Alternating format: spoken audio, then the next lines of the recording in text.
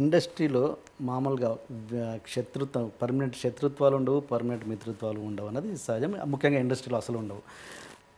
మీకు అంటే ఎప్పుడైనా నాకు దగ్గర అవుతారు అనే ప్రాణ స్నేహితులు, అంటే ఎప్పుడైనా పంచుకోవచ్చు అనే ప్రాణ స్నేహితులు ఉన్నారా ఎవరైనా? అంటే లైక్ అర్జున్ అన్నది నాకు తెలుసు, ఇంకా ఎవరైనా?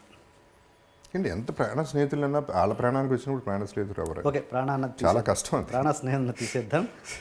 ఏదైనా స్నేహం వరకు ఎస్, అంటే అంటే దానికి కూడా ఒక లిమిట్ ఉంటుందండి. Naturally like I said, I me my self అనేది మళ్ళీ వర్తిస్తుంది. అది ఎవరికైనా, నాకైనా వర్తిస్తుంది. నేను వెళ్తాను, అవుట్ ఆఫ్ ద వే వెళ్తాను, చేస్తాను. కానీ ఇప్పుడు నా సిచ్యువేషన్ ఇంట్లో ఏదైనా ఇక్కడ ఎమర్జెన్సీ అనుకోండి, ఇది చూసుకుంటా తప్ప అక్కడికి వెళ్ళను కదా నేను. సో అర్జున్ డెఫినెట్లీ అండి. ఒకటి ఏంటంటే అర్జున్తో అందరూ లక్కీగా ఏంటో నేను అందరికంటే చిన్నాను నన్ను ఫీల్ అయ్యి నాకు నన్ను చూసుకుంటా మరి పిచ్చాడు అనుకుంటారో లేకపోతే అమ్మాయి కూడా అనుకుంటారో ఏమనుకుంటారో నాకు తెలియదు. తారక్ కూడా అంతే. తారక్ ఎంత చిన్నాడు నాకంటే. తారక్ బాబు తిన్నాడా, బాబు వెళ్ళాడా, బాబు కారు వచ్చిందా ఈ చూసుకుంటాడు. అర్జున్ బాబు ఎక్కడున్నాడు ఏమైపోతాడు. సో అట్లా these people were there for, I mean friends అంటే అది ఫ్రెండ్షిప్ అంటే అండి. అంతవరకు మనం ఎక్స్పెక్ట్ చేయాలి, అంతకంటే ఎక్స్పెక్ట్ చేయకూడదు. దానికి ఒక లిమిట్ ఉండాలి, మన ఎక్స్పెక్టేషన్ కూడా ఒక లిమిట్ ఉండాలి. మీ బ్యాడ్ ఫేజ్లో తన ఒపీనియన్ ఏంటి అర్జున్? ఒపీనియన్ బ్యాడ్ ఫేజ్లో అండి అదేనండి. అగైన్ ఒకటనేవాడు నా ఫామ్ది పెరిగితే నేను అమ్మేసిస్తాను. సో అవన్నీ ఓకే. ఫైనల్గా మనం లక్కీగా అంత అవసరం పడింది కానీ అట్ట వెళ్ళలేదు. అడ్వైజ్ అంటే ఏమిస్తారండి అడ్వైజ్లో? ఒక స్టేజ్ తర్వాత ఎవరి లైఫ్ అటు చూసుకోవాల్సిందండి. ఒక స్టేజ్ తర్వాత కాదు, ముందు నుంచి కూడా నా లైఫ్ నేను చూసుకోవాలి. ఎవడో చూసుకోడు. ఎవడో చూసుకుంటారని ఎక్స్పెక్ట్ కూడా చేయకూడదు. మనం చూసుకోకపోతే ఎవడు చూసుకుంటాడు? నేను ఇంతకుముందు ఇప్పుడు ఇల్లు అమ్మేయటం అనేది అసలు నేను లేను యాక్చువల్లీ. ఇల్లు అమ్మేసినాక నేను వైజాగ్లో లెజెండ్ షూటింగ్ చేస్తాను. వైఫే ఖాళీ చేశారు. సో అసలు ఇల్లు అమ్మేస్తున్నారు, బయటికి వెళ్ళిపోతున్నాం అనే ఫీలింగ్ నాకు లేదు. టు ప్రూవ్ దట్ రీసెంట్గా ఒక పర్టికులర్ విజువల్ నేను షూట్ చేసుకున్నాను వేరే దానికి. ఆ ఇంటి ముందే నేనే కావాలని తీసుకెళ్ళి కెమెరా పెట్టి గేట్ బయట నుంచుని, ఒకప్పుడు నా ఇల్లు ఇది, ఇప్పుడు ఇల్లు అదే, అడ్రస్ అదే, పేరు మారింది, అంతే జరిగింది, అంతకంటే ఏమీ జరగలేదు. ఈ ఇల్లు పోవడం వల్ల నాకేం పెద్ద నష్టం కలగలేదు, ఇంతకంటే పెద్ద ఇల్లే కట్టుకోగలను. So it is not an issue అనేది ఇంతకుముందే చెప్పాను. వాటి మీద ప్రేమ పెంచేసుకుంటే మనం ఎందుకండి ఇంకా? కావాలి, ఇల్లు ఉంటే బాగుంటుంది. బ్రహ్మాండమైన ఇల్లు కట్టడం చాలా ఖర్చు పెట్టి చాలా మంచి ఆర్కిటెక్ట్తో బ్రహ్మాండమైన ఇల్లు.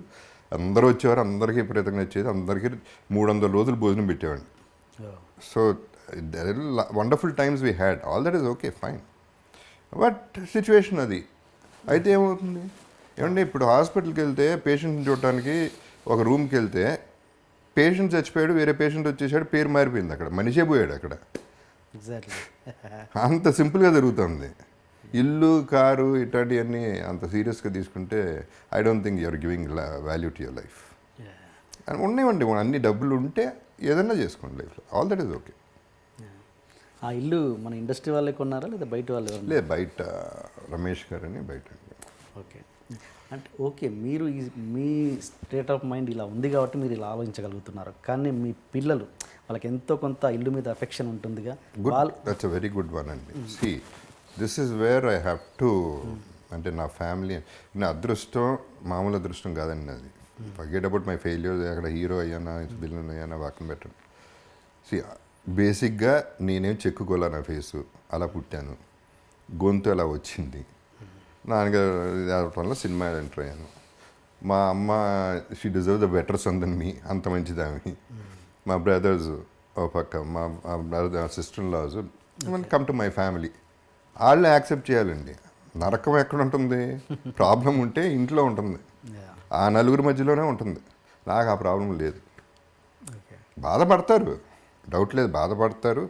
ఎక్స్ప్రెస్ కూడా చేయలేదు ఎక్కువ, గొడవ అవ్వలేదు, ఆర్గ్యుమెంట్ అవ్వలేదు, ఏ రోజు ఏమీ జరగలేదు.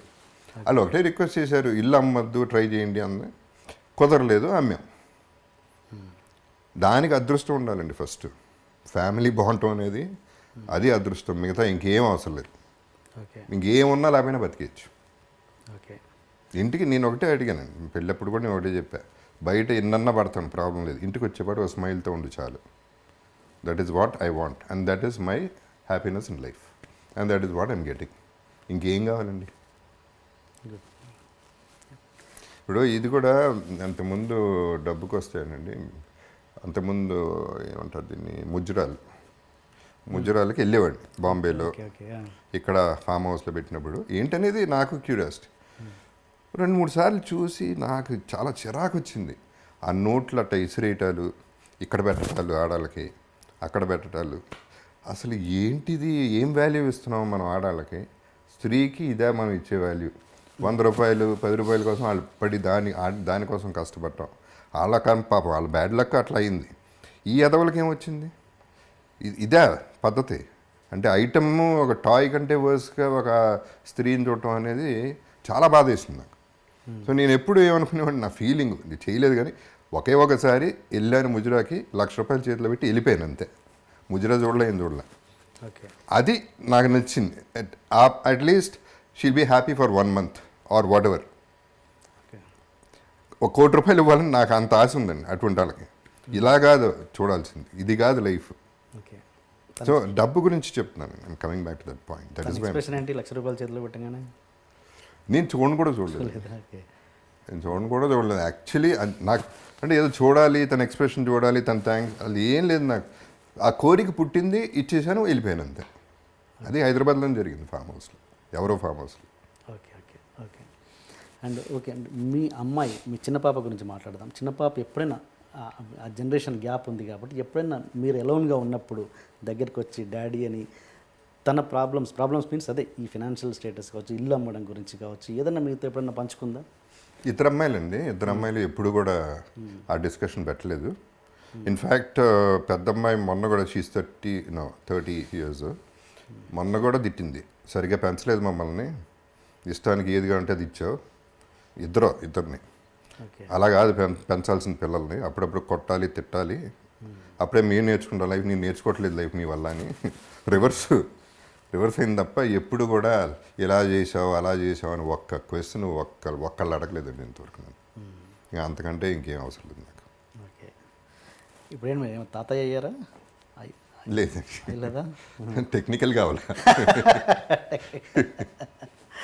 నాకు. అటువంటి ఏం కూడా లేవండి, తాత అవ్వాలను లేకపోతే వారసత్వం. ఆ డిస్కషన్ కూడా వచ్చింది నాన్నగారితో. ఏంటి ఎవరు లేరు, మగపిల్లలే లేరు ఫ్యామిలీలో, ఏంటి అందరు 3 బ్రదర్స్కి అందరూ కలిసి 5 ఆడపిల్లలు, అవును ఏంటి పరిస్థితి అన్నారు. మర్చిపోండి, ఇప్పుడు వారసత్వం లేకపోతే ఏమవుతుంది, వీరమాచినేని ఫ్యామిలీ లేకపోతే ఏమవుతుంది, ఎవరికి ఏం పెద్ద లేదండి. మీరు ఫీల్ అవుతున్నారు, మనం ఫీల్ అవ్వడం కరెక్ట్ కాదు. ఎవడు ఫీల్ అవ్వడు దాని గురించి, పెద్ద ఆలోచన కూడా ఎవరికి ఉండదు, మర్చిపోండి దాని సంగతి అని చెప్పారు. సరే కావాలంటే చెప్పండి, నన్ను ఉంచుకుంటాను అని సరదాగా జోక్ కూడా చేసుకున్నాను. ఓకే అంటే మీకు ఎప్పుడు అనిపించలేదు రే కొడుకుంటే వాడిని హీరో చేసేవాడిని అని? లేదు అసలు అది పట్టలేదా? అదే ఉంది, కూతుర్లు ఉన్నారు, అలా హీరోయిన్ కావాలంటే హీరోయిన్ అయ్యేవారు, వాళ్ళకు వద్దనుకున్నారు. Okay that's all. అంటే ఒక ఎక్కడో చిన్న ఆశ ఏంటంటే, మా అల్లుడు అమెరికన్, మా అమ్మాయి ఆఫ్కోర్స్ ఇండియన్, వాళ్ళకి పిల్లలు పుడితే చాలా వేరేగా ఉంటాడు, ఒక అద్భుతంగా ఒక mix breed everything. I believe in inter caste marriages అండి. ఐ బిలీవ్ ఇన్ ఇట్లా ఉంటేనే culture world will be a better place అనేది నమ్ముతాను.